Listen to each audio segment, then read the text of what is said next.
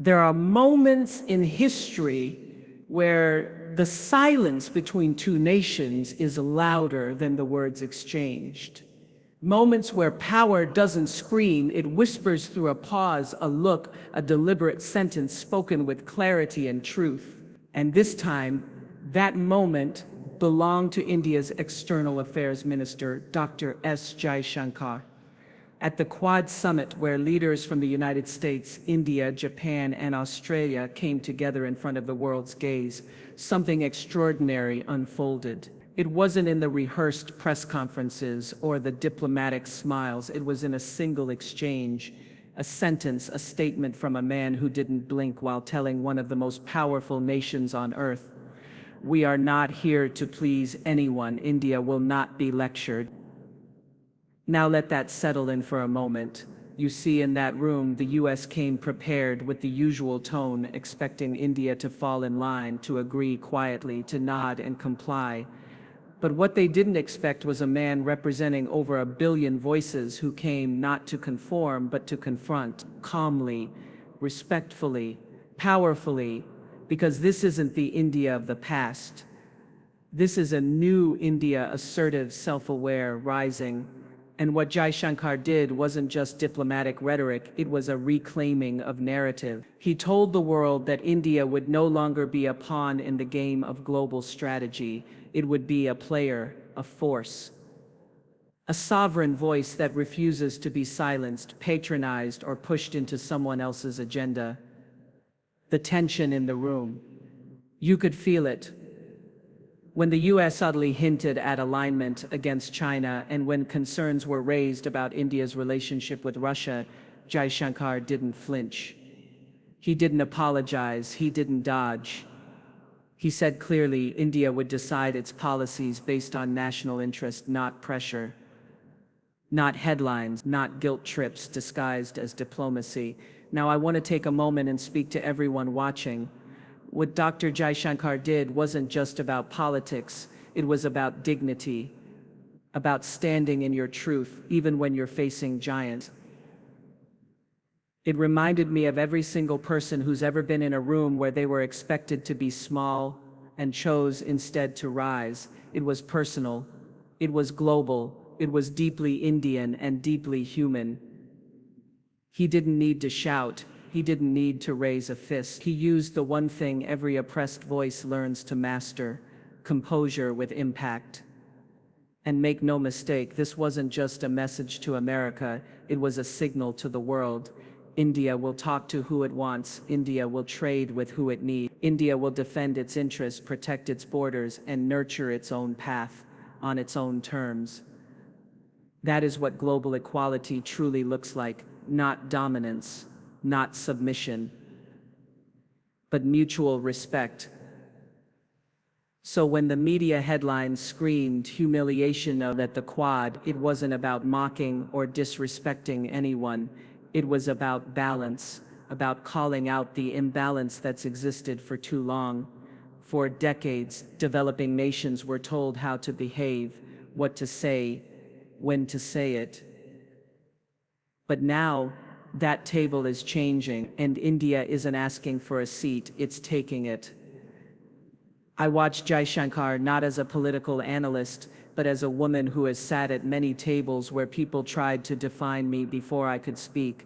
I saw in his poise the quiet strength that says, "You may not like it, but you will hear me." There are days when history quietly shifts, not with the sound of gunfire or the blinding flash of headlines, but with a calm voice standing in a room full of power. That's exactly what happened when India's External Affairs Minister Dr. Jaishankar sat across from the world's most influential leaders at the Quad Summit.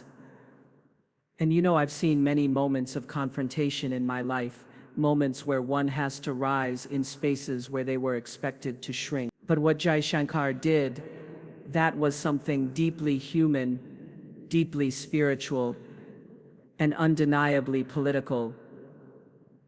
Imagine being in a room where you are surrounded by long-established power, The United States, with its decades of diplomatic dominance, Japan and Australia, longtime allies in the Western orbit, and there stands India, an ancient civilization, a modern democracy, still finding its unique voice on the global stage.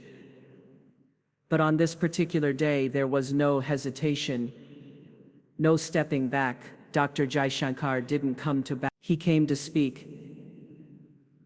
And when he did, the tone of the room shifted. He didn't use anger. He didn't provoke. What he used was something far more disarming: truth.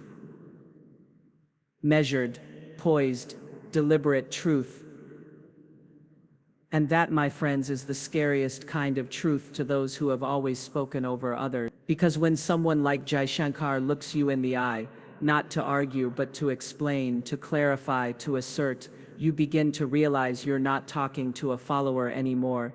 You're talking to an equal. Maybe even someone whose silence had long been mistaken for obedience. That was the energy. That was the earthquake no one saw coming. He didn't need to say much. One sentence delivered without theatrics could shake the foundation of a summit. He said, "India is not here to please anyone, just that." And in that sentence was centuries of colonial pain, years of being patronized, decades of being told who to side with, what to believe, how to vote, and when to speak. He said India would not be pressured to conform. And when he said it, he was speaking for every voice that had ever been silenced for the sake of diplomatic civility. Now think about that moment from the human perspective. How often are we in rooms where we know our truth, but we bury it deep just to avoid conflict? How many of us have swallowed our integrity because we were taught that keeping the peace was more important than keeping our self-respect? And how many of us have felt that burning moment inside where we knew this is the time to say it?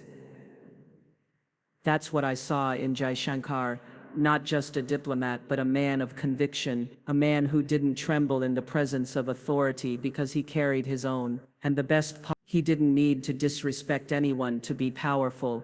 His words weren't an attack, they were a mirror, and sometimes the most uncomfortable thing you can show someone is their own reflection. I often talk about intention, because what you say matters, but why you say it, that's where the soul lies. Jaishankar wasn't trying to shame America.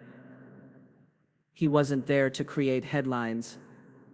He was simply saying, see us. Not as your partner in compliance, but as your partner in power.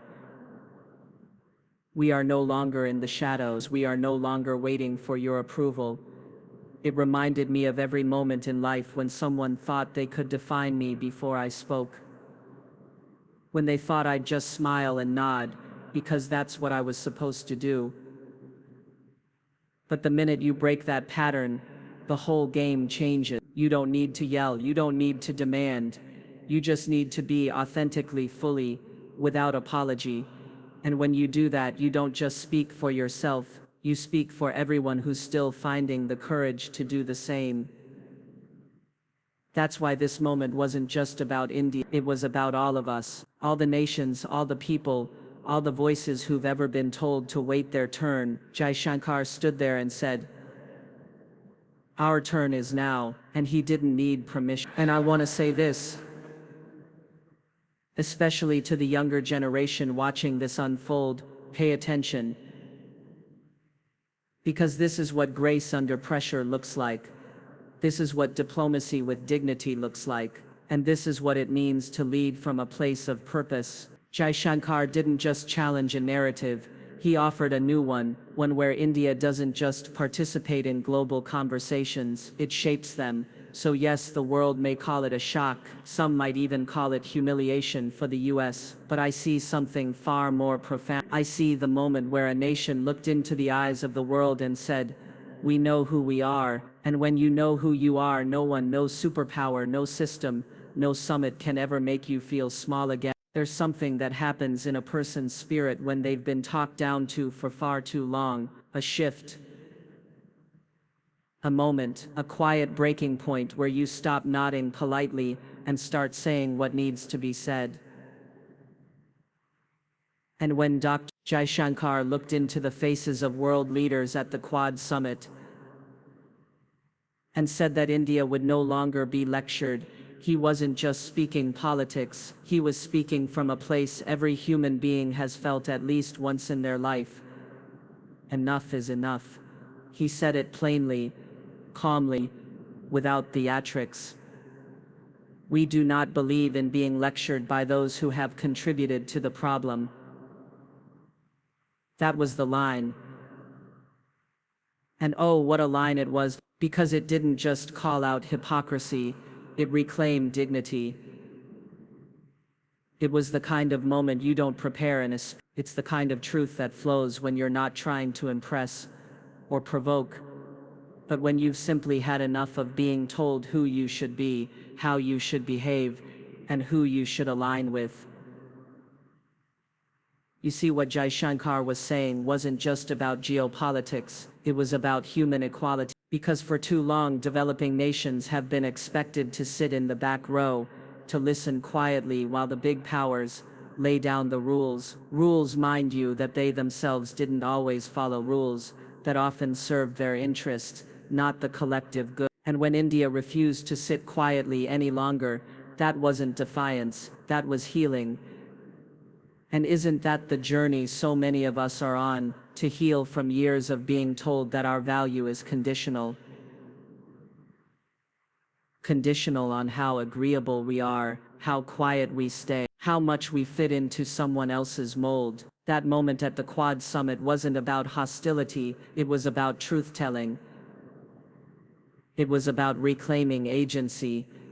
And it was about saying, we see the game, we see the double standards, and we're no longer afraid to call them out. When Jaishankar said India would decide its policies on its own terms, without external lectures, it hit a nerve. Because let's be honest, how many times has the West asked the global South to walk a line it never walked to avoid energy deals, weapons partnerships, political alliances, all in the name of values that seem to shift depending on who's watching?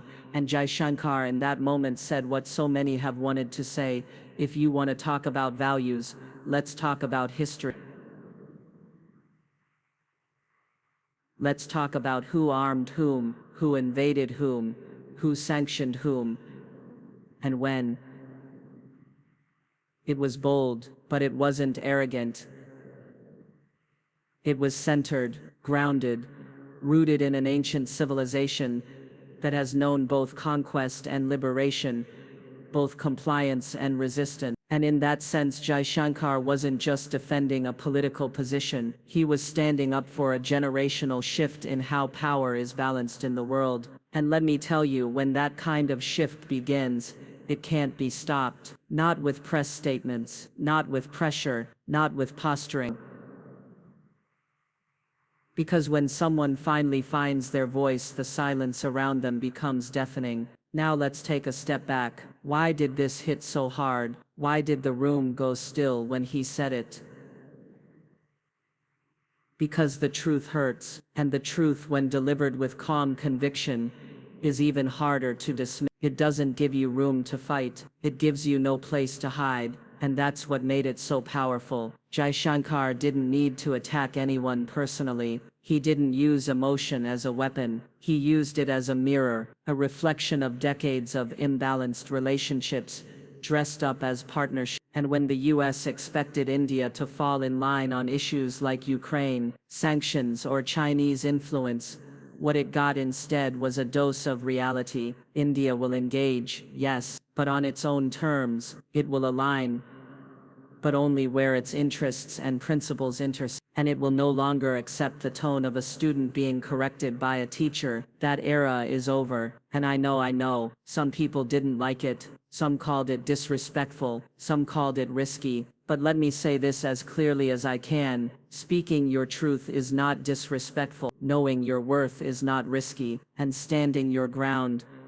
when done with grace, is not rebellion, it's liberation. India stood tall that day, not just for itself, but for every country, Every leader, every voice that has ever been told to behave, to conform, to not ruffle feathers. And if that made some people uncomfortable, maybe that's a discomfort the world needs to sit with. Maybe that's the beginning of accountability. Maybe that's how respect is truly earned, not through submission, but through presence. So when I watched that moment unfold, I didn't see humiliation. I saw evolution. I saw a nation stepping into its power without fear, and I saw the world being forced to listen, maybe for the very first time, without interrupting. There's something sacred about choosing your own path. Something dignified, even holy, about standing in the middle of a storm and saying, I will not be moved by fear. I will be guided by what is right for me. And at the Quad Summit, that's exactly what India did. When Dr. Jaishankar refused to bow to U.S. pressure over sanctions on Russia, it wasn't just a political decision, it was a deeply personal declaration of sovereignty.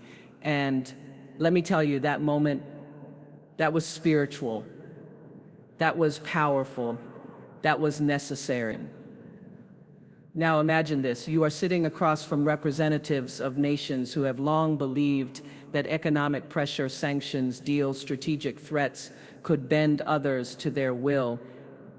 These were the same countries that built the world order, the same ones who wrote the rules, printed the money, and handed down judgments from platforms of power. And in that room, Jaishankar didn't just push back, he redefined the terms. He said India would not be swayed by sanctions or shaming, that India's foreign policy was not a product of anyone else's morality play.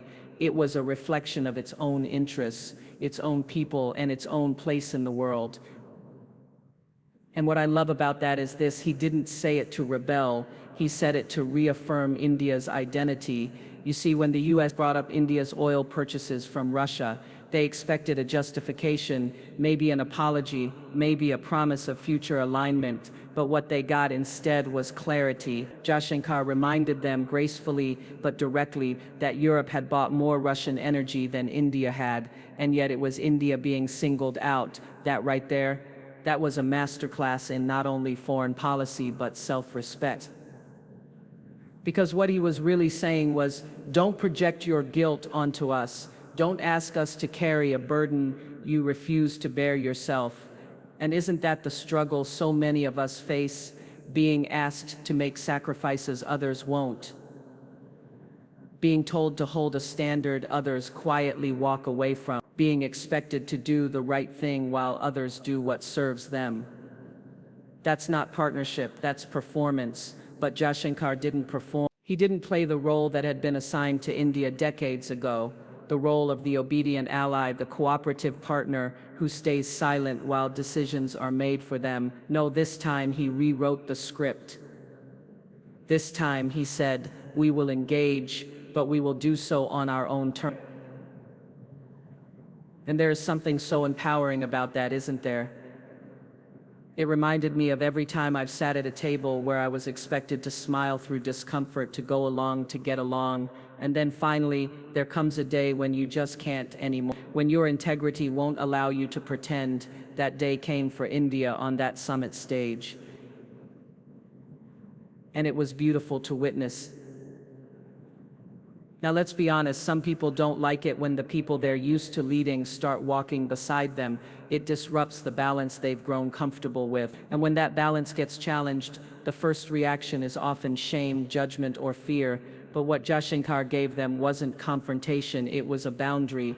And boundaries, my friends, are a form of self-love. By refusing to let sanctions dictate India's foreign policy, Jaishankar was sending a message that has been long overdue in global diplomacy. We are not here to be managed, we are here to be heard. He wasn't disrespectful, he wasn't combative, he was clear. And there's something terrifying about clarity to those who benefit from confusion, because when you're clear, you can't be manipulated, you can't be bullied, you can't be guilted into compromising what's right for you. And make no mistake, this wasn't just about India and Russia. It was about setting a precedent for all emerging powers. It was about saying, you can't hold us to a higher moral standard than you hold yourselves to. And you certainly can't expect us to apologize for protecting our own interests, because at the heart of diplomacy, real diplomacy is respect, not demands, not manipulation, but mutual respect. And that respect begins when each party knows their worth. Jaishankar didn't ask for respect. He carried it in his voice. He wore it like armor, and that's what shifted the room. I watched him speak, and what I saw wasn't a politician. I saw a man who carried the weight of 1,000,000,000 hopes, a man who understood that independence is not just political, it's spiritual, it's ancestral, it's generational, and in that moment, he honored every Indian who had ever been silent. He honored every leader of the global South who had ever been pressured, and he honored every nation that still believes diplomacy should be about dialogue, not domination. So yes, he refused to follow, but he didn't walk away. He stood there in the eye of the storm and said, "We will move forward, but not at the cost of our principles, not at the cost of our people, not at the cost of who we are." Something profound is happening in our world right now. A quiet revolution, not of protests or uprisings, but of how power is perceived and who is finally allowed to hold it. For decades, global power has been defined by legacy, by colonizers, conquerors, and corporations. But at the Quad Summit, as Dr. Jaishankar sat across from Western powers and spoke, not from a place of apology, but of equity, we witnessed something incredible. The global South began to rewrite the narrative, and my God, how overdue that moment was. You see, this wasn't just about India pushing, this was about a shift in the emotional tone of diplomacy, away from submission and toward self-definition. For centuries, the nations of the South Africa, Asia, Latin America were told to wait their turn, to grow, to become stable and democratic enough to earn a place at the table.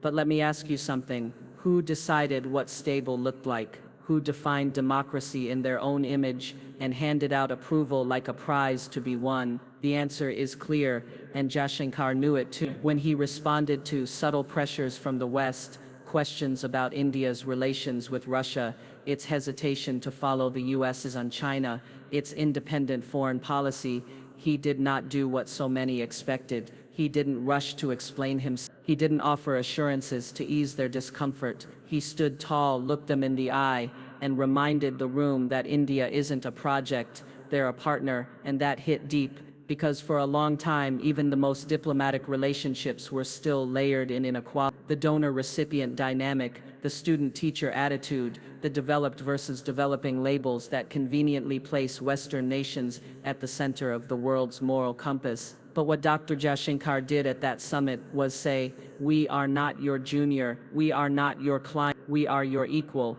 And when he said it, he wasn't just speaking for India, he was speaking for every nation that's ever been left out of G7 meetings, but has to live with the decisions made there. He was speaking for every country that has faced IMF policies, trade restrictions, and aid packages, with conditions that silently whisper, "You're not ready to lead." But India is ready, and it's no longer asking permission. This is what rewriting the power narrative looks like, not through war, but through words, not with resistance, but with realignment. Let me tell you something personal here. I remember the first time I walked into a boardroom where I wasn't supposed to have a voice, where every eye expected me to smile, agree, and leave the hard decisions to someone else. But inside, I knew this is my space too, and when I finally spoke my truth calmly, confidently, the room didn't erupt in applause. It went silent, because people who are used to controlling the room often don't know what to do when you stop shrinking and start standing. That silence, that's what happened when Jaishankar reminded the West that India doesn't need to follow, it's choosing to lead, not as a superpower born from military dominance, but as a civilization shaped by resilience. And that's a different kind of leadership altogether. He brought a new kind of authority to the global table, one that says, "We've been listening for a long time, we've studied your model, we've paid the price for your wars, your economic crises, your decisions made without us. And now we're not just participants, we're architects of the new world order." And that scares people, because power, once shared, no longer feels like control. And for those who've been used to steering the ship, the idea of others having their own compass is threatening. But what Dr. Jaishankar modeled was that sharing power doesn't mean losing it. It means growing, it means expanding the conversation to include voices that have something vital to say and always have. The media might have called it a rebuke, a slap to the West, but I don't see it that way. I see it as an awakening, as an invitation to evolve, as a message that the old dynamics won't work anymore, not because they're evil, but because they're outdated. The world has changed, its people have changed, and India is no longer willing to play by the rules of a game that was never designed with them in mind. This moment wasn't just symbolic, it was strategic, it was spiritual, it was personal, because it wasn't about one country embarrassing another, it was about one country finally recognizing its own value and being willing to say it out loud. And my friends, that's where the magic lies. In a world that still runs on hierarchy, choosing equity is revolutionary. In a world where you've been told to wait, choosing now is radical. And in a room where people expect your silence, choosing to speak clearly, calmly, unapologetically is the loudest thing you can do. India did that, Jaishankar did that, and I believe the ripple effect of that moment is just beginning.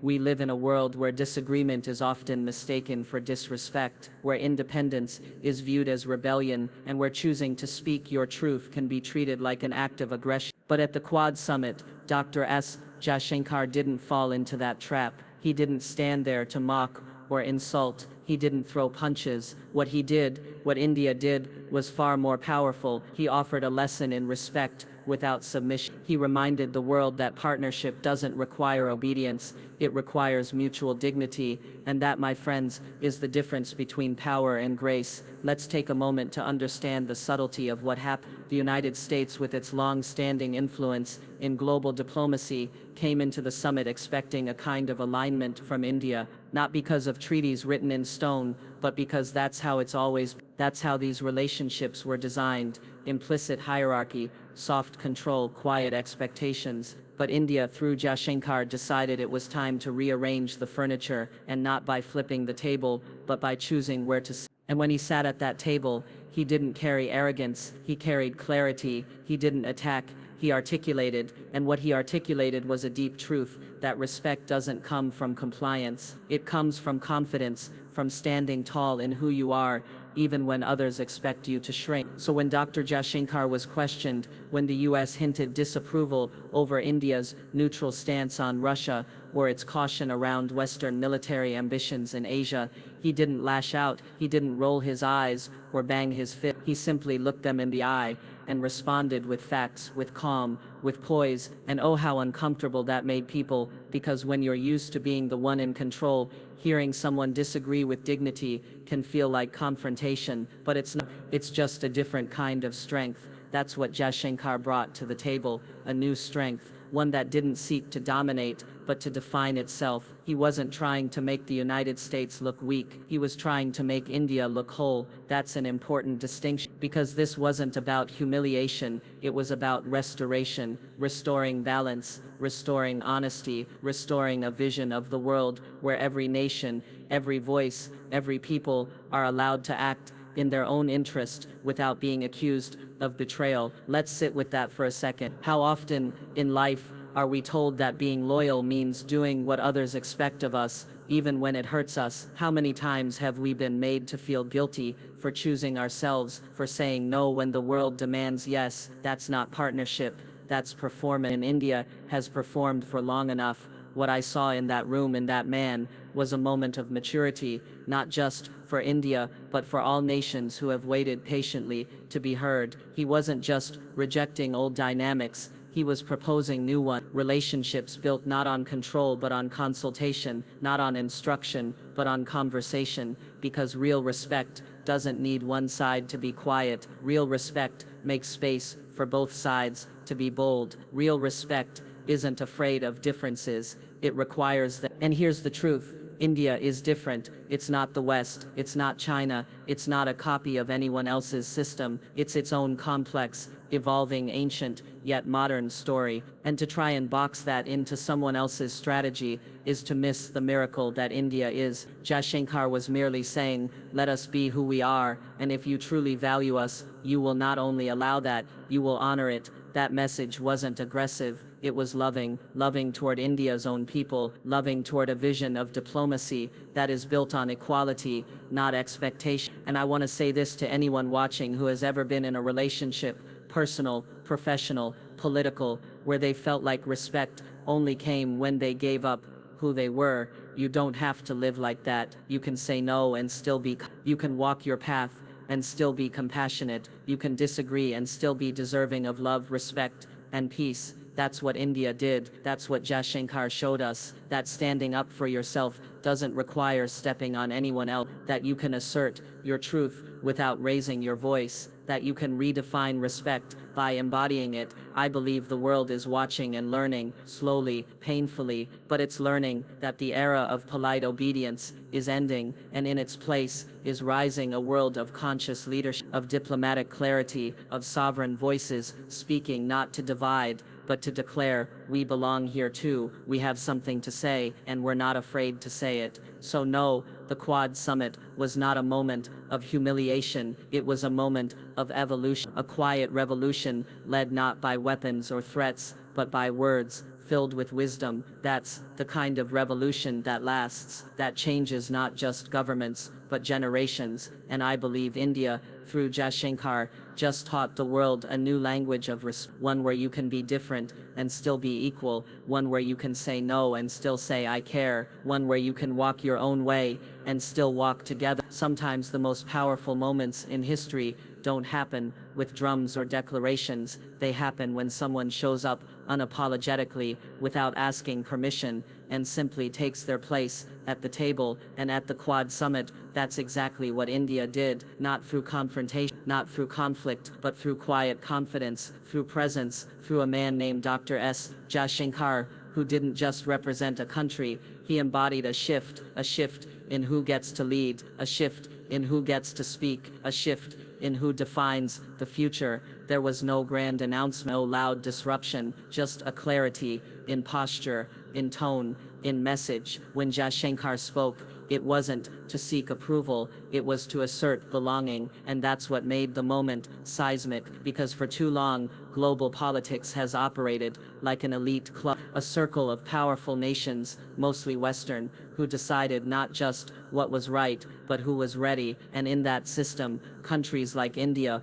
were always the hopefuls, the ones being groomed, shaped, coached into acceptability. But this time, India didn't ask to be let in. India walked. And my friends, let me tell you, when you stop waiting for a seat at someone else's table and you bring your own chair, everything changes. The energy in the room shifts, the conversation shifts, the power dynamic shifts, because now you're not there to comply, you're there to contribute, and not just with your hands, but with your voice. That's what Jaishankar represented, not just a diplomat, but a declaration that India has arrived, not as a follower of old rules, but as a maker of new ones. And when he sat across from the United States, from Australia, from Japan, he didn't do so as a junior, he did so as an equal. That wasn't a disruption, it was a correction, a long overdue recalibration of global relationships, based not on charity or legacy, but on merit, growth, and integrity. He didn't shout,